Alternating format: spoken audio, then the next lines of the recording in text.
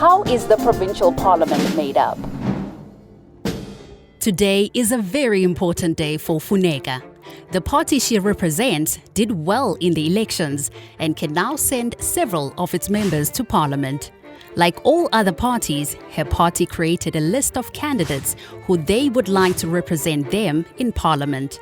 The higher up you are on the list, the better your chances of becoming a member of Parliament.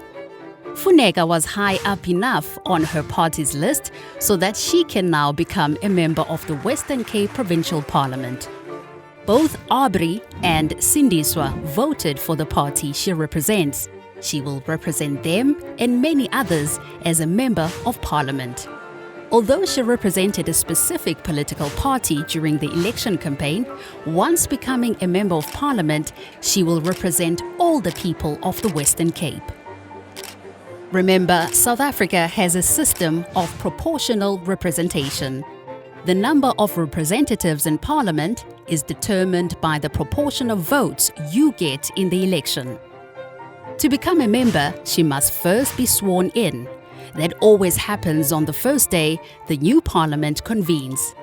It's normally a judge who swears in members of Parliament. Once members are sworn in, the Parliament chooses a Speaker and Deputy Speaker. For both Speaker and Deputy Speaker, any Member of Parliament can nominate candidates and a vote takes place. The Speaker can be anybody, but is almost always a representative from the party with the most seats in the Parliament. Now that there is a Speaker, Parliament can get on with the business of choosing a Premier for the province. After nominations, members of Parliament vote. It's normally the candidates from the party with the most representatives who is chosen as Premier. The Premier and the party he represents will now be the government. Members of the other political parties represented in Parliament will make up the opposition. The Premier will now appoint ministers for the different government departments. Ministers are chosen from members of Parliament. They can be anybody and do not have to be a member of the same political party as the Premier. This is the executive team that will be responsible for the day-to-day running of the province. The Premier and ministers are responsible to ensure that laws made by the Provincial Parliament are implemented and that the province is managed properly. They do this through the different provincial government departments and the civil servants who work there.